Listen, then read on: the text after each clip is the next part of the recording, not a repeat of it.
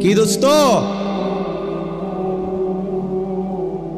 কার নিরাপত্তার উপরে ভরসা করে সেজদা দাও না? তোমার কোন আব্বা তোমারে বাঁচাবে? আল্লাহকে সেজদা দাও না নাফরমান।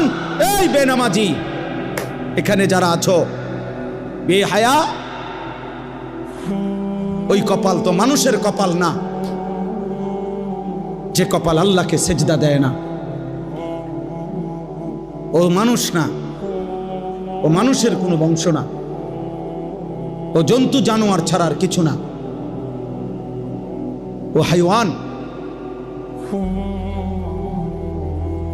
ও হাইওয়ান, ও মনে করছে জীবন মানে কুকুর বিড়ালের জীবন, খাও আর ঘুমাও আর ফুর্তি করো আর লজ্জাস্থানের চাহিদা পূরণ করো আর যা মন চায় তা দেখো।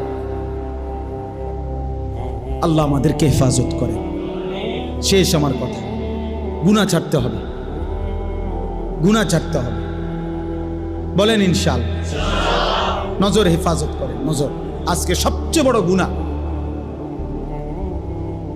চিন্তাবিদ, পণ্ডিত, গবেষক, মুসলিম মনীষী, সারা পৃথিবীর গবেষণা এটা, সবচেয়ে বেশি গুনাহ আজকে নজর, এই চোখের গুনাহ। এই মোবাইল পাগল বানায় ফেলছে, এই নারীদের বেসামাল অবস্থা পাগল বানায় ফেলছে। আমাদের মা বোনরা মনে হয় যেন পাগল হয়ে গেছে, ওরা অস্থির হয়ে গেছে নিজের শরীর বাহারি রঙের রূপ যৌবন প্রদর্শন করার জন্য। একটা সময় ছিল রাস্তায় বাজারে সর্বত্র নারী একদিকে দাঁড়াইতো, ছাতি হাতে দাঁড়াইতো, আলগা রাস্তায় বাঁকা হইয়া অন্যদিকে ফিরত মহিলা পুরুষ পার হওয়ার জন্য। আর এখন পুরুষকে বলা হয় বাজারে হাঁটবেন কেমনে, মহিলার লেগে তো হাঁটতে পারতেন না।